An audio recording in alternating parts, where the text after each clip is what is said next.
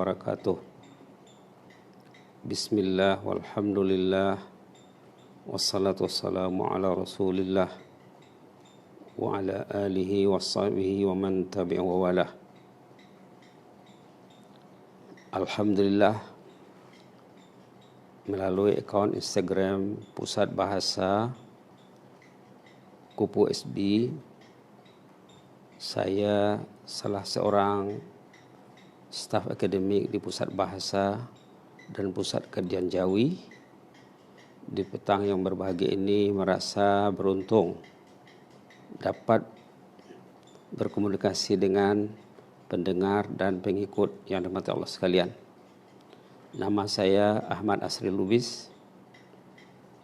Alhamdulillah, tajuk sorotan perbincangan petang ini tentang doa dalam Al-Quran. Kita start dengan Al-Fatihah, karena Fatihah itu doa, malah induk doa. Maka kita disuruh membacanya, wajib membaca Al-Fatihah dalam sholat ya. Artinya kita wajib berdoa.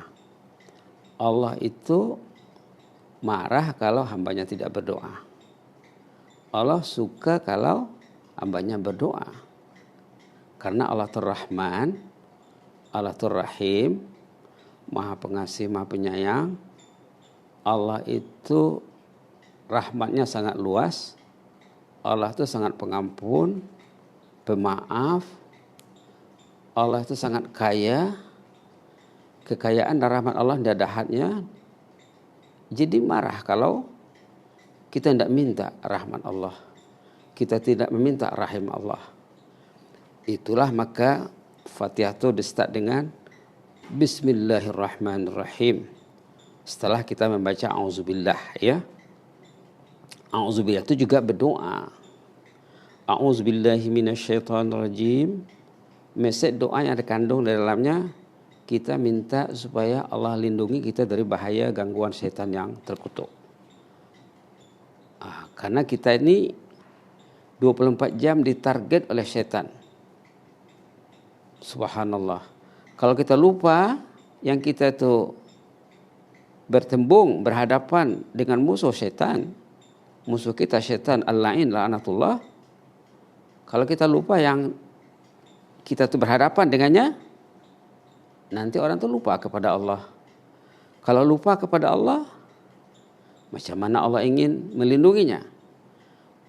Orang yang dilindungi Allah yang selalu ingat kepada Allah. Maka dalam Quran disebut ayat 152 suratul Baqarah, fadhkuruni adzkurkum. Ingatlah aku selalu, aku akan mengingatimu, kata Allah. Jadi mengingati Allah antara lain dengan doa. Doa yang kita pilih petang ini Al-Fatihah ya. Kita dalam tajuk besar doa dalam Al-Quran. Nomor satu sekali Al-Fatihah. Jadi bila kita membaca Quran dalam sholat khususnya ya, kalau kita baca Fatihah, itu kita berdoa. Karena Fatihah itu sendiri ayat Quran kalamullah, ya juga zikir, doa juga. Dua-dua. Kalamullah sebagai Al-Quran, zikir dan doa. Subhanallah. Subhanallah. Dan setiap ayat yang kita baca itu direspon oleh Allah. Direspon oleh Allah. Tapi kita sekarang nak fokus kepada permulaan Al-Fatihah. Tadi sudah disebut bahwa auzubillah itu berarti kita menyerahkan diri kita kepada Allah karena kita tidak mampu berhadapan dengan musuh yang jahat, yang kuat, yang hebat, yang masuk badan manusia, menjelajah badan manusia bertempat di hati, menjelajahi badan manusia melalui pembuluh darahnya. Bukan saja waktu bangun, waktu tidur pun musuh tadi bekerja. Macam mana supaya orang ini tidurnya melewati waktu sholat. Macam mana supaya orang ini nanti tidurnya tidak ceria. Subhanallah. Waktu bangun, waktu tidur, syaitan kerja. Itu maka kita start nak baca Fatihah. A'udzubillahi minasyaitonirrajim. Ya Allah, lindungilah aku dari gangguan setan yang terkutuk. Terutama sekali zikir yang kita baca, Fatihah yang kita baca, basmalah yang kita baca. Bismillahirrahmanirrahim. Kalau kita lihat orang yang baca basmalah mungkin ada 2 orang, 3 orang, 4 orang, 5 orang, 10 orang. Itu dia punya kualitinya tentu berbeza ikut pengertiannya, penghayatannya tentang Al-Fatihah tadi. Orang yang imannya kuat, keyakinannya tinggi, bila dia baca basmalah dibaca dengan sepenuh hati, dengan mengharapkan rahman rahim Allah, dengan mengharapkan penjagaan Allah, dengan mengharapkan perlindungan Allah.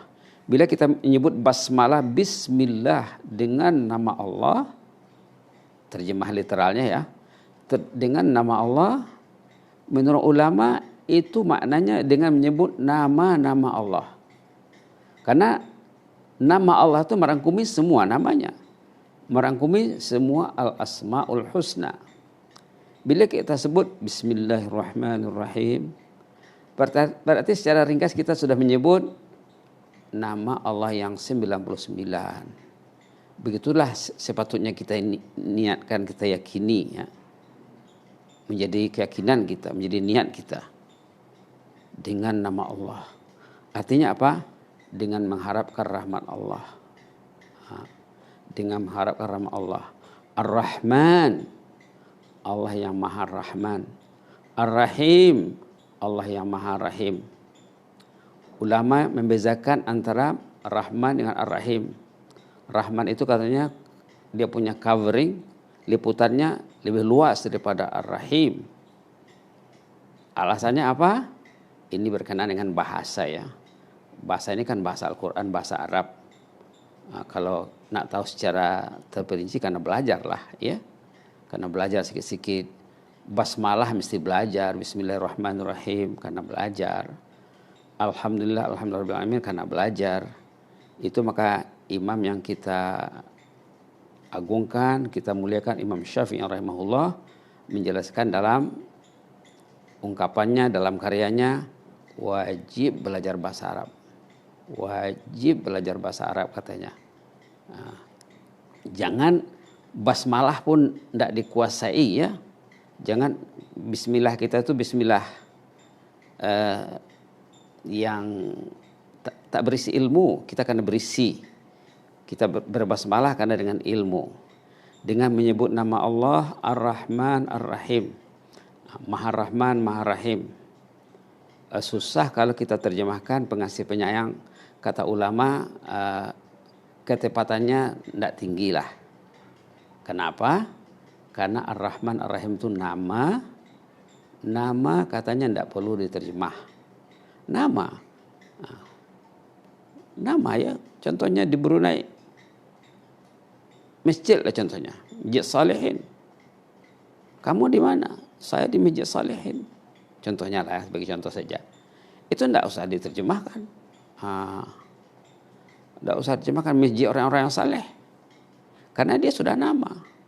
Maka basmalah juga kata ulama yang menggeluti bidang ini, yang menekuni bidang tafsir dan terjemahan,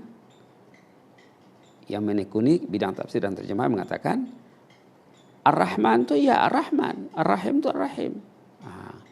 Jadi bila kita menyebut ya Rahman, ya Rahman, ya Rahman, ya Rahman, ya Rahmanu ya Rahim, ya Rahmanu ya Rahim, itu sudah doa yang paling hebat.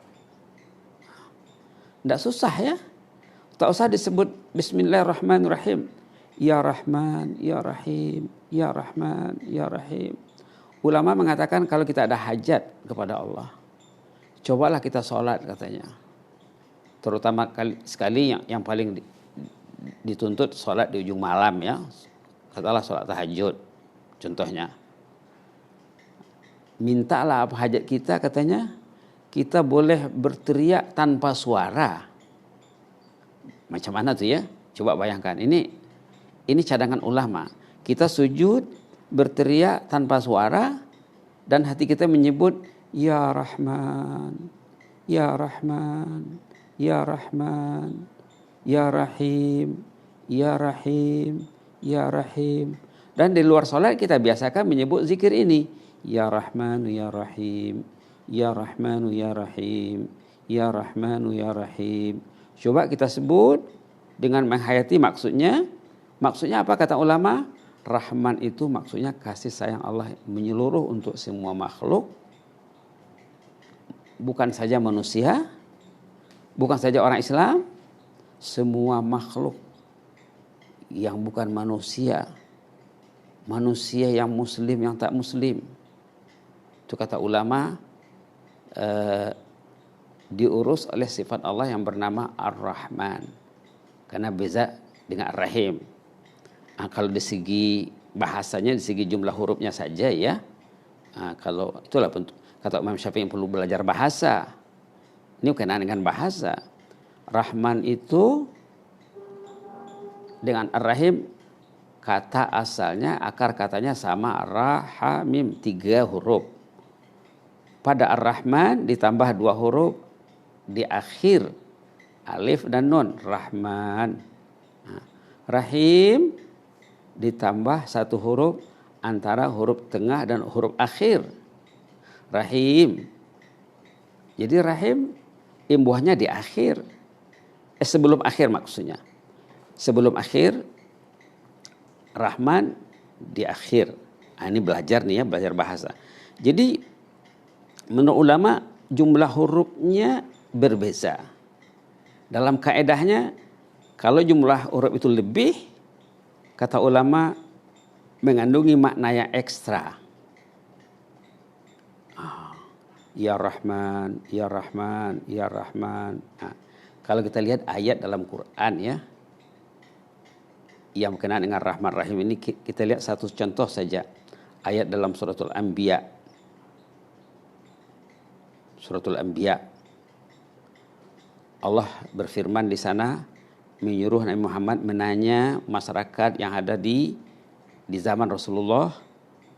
Dan sekarang kita juga ditanya oleh Allah. Karena pertanyaan dalam Quran itu bukan hanya kepada umat Islam zaman Nabi Muhammad saja, sepanjang zaman ya, sampai hari kiamat.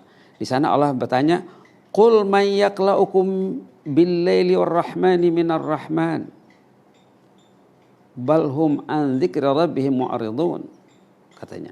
Jadi contoh Ar-Rahman tadi ya. Tanyalah manusia itu, siapa yang menjaga kamu siang dan malam selain daripada Ar-Rahman?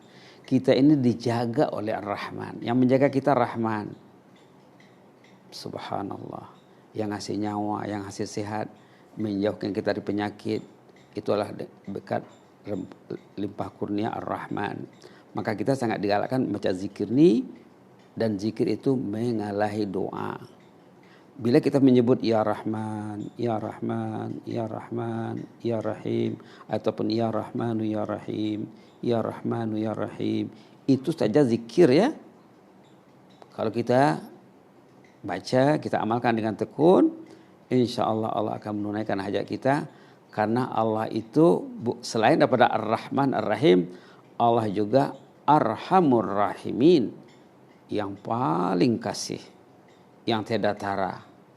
Allah juga Khairur Rahimin, sebaik-baik pengasih. Subhanallah, subhanallah. Memang perlu kita dalami ya, basmalah ini perlu didalami untuk kita tuh mencintainya. Lalu kita tak pernah jemu menyebutnya Ya Rahman, Ya Rahman. Seperti yang dikatakan tadi, ulama mencadangkan kalau kita ada hajat asas, hajat yang mendesak, seperti sekarang lah ya, kita bertemu dengan wabak. Katanya cobalah sholat, berteriaklah dalam sholat, dalam sujud tanpa suara. Ini hebatnya cadangan ulama ya. Berteriaklah tanpa suara,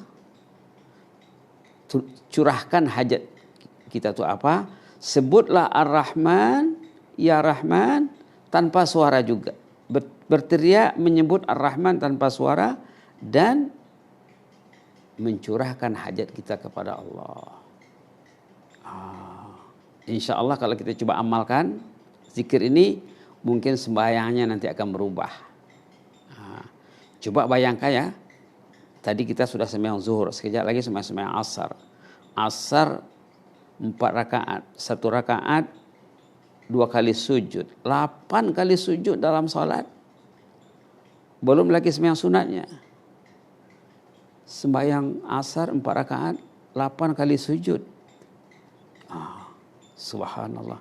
Kalau ikut cara Rasulullah sujud, rata-rata dalam sujud itu baginda berdoa. Malah dalam suasana perang lagi ya, perang berkecamuk Rasulullah berdoa. Tapi kalau dalam perang, yang dalam hadis itu yang dibaca Rasulullah bukan Ar-Rahman, ya Hayyu ya Qayyum. Nanti kita akan sorot tentang ya Qayyum ketika membicarakan ayat kursi insyaallah.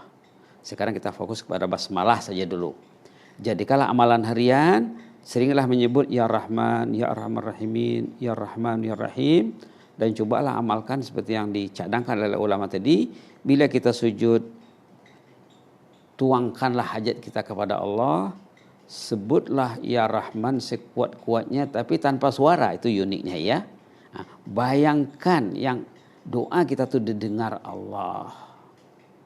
Jangan pernah kita alpa. Bila kita sujud, jangan ingat yang lain. Jangan ingat selain Allah. Ingatlah Allah. Dalam Quran Allah berfirman dalam surah Al-Alaq ya, Iqra bismi rabbikal ladzi khalaq. Di ujung surah itu Allah memperingatkan wasjud waqtarib. Wasjud waqtarib. Sujudlah dan nikmati rasa kedekatan kepada Allah. Sujudlah dan coba nikmati rasa dekatnya kepada Allah. Diri itu dekat kepada Allah. Itu maka kita diwajibkan sujud supaya kita lebih dekat kepada Allah. Orang-orang saleh dulu bila mereka sujud, bila mereka sholat di tempat yang luas, di padang contohnya, itu biasa zaman dulu ya. Mereka sujud kadang-kadang tidak tahu berapa lama dia sujud, tidak tahu bila mau bangkit. Malah cerita mereka ada lagi yang karena lamanya sujud di tanah terbuka, hinggap burung di belakang. Karena burung tidak menduga orang yang sujud tadi itu manusia yang sedang beribadat kepada Allah. Subhanallah. Jadi ya Rahman ya Rahim saja cukup sebagai modal kita untuk mencintai Allah, untuk lebih dekat kepada Allah. Maka untuk memantapkan doa kita dalam sujud, banyakkanlah zikir ya Rahman ya Rahim, ya Rahman ya Rahim.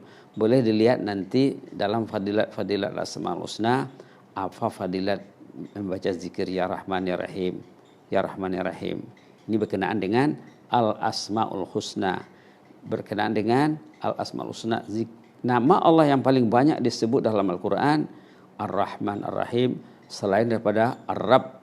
Nanti kita akan bicara tentang Alhamdulillahirabbil alamin. Begitulah ya. Bismillah pun kita sebut berulang kali, sangat bermanfaat sekali. Bismillahirrahmanirrahim. Bismillahirrahmanirrahim. Apa maknanya? Dengan mengharapkan rahmat-Mu ya Allah, dengan mengharapkan rahman-Mu ya Allah, Rahman Rahim-Mu ya Allah, tolonglah aku. Lidah kita menyebut basmalah bismillahirrahmanirrahim, hati kita meminta apa yang dihajatkan. Hebatnya Allah ini tidak perlu disebut secara detail apa hajatnya, cukup dengan menyebut memuji nama Allah Ar-Rahman. Kita mengharapkan limpah belas rahman Allah. Ar-Rahim, kita mengharap limpah rahim Allah.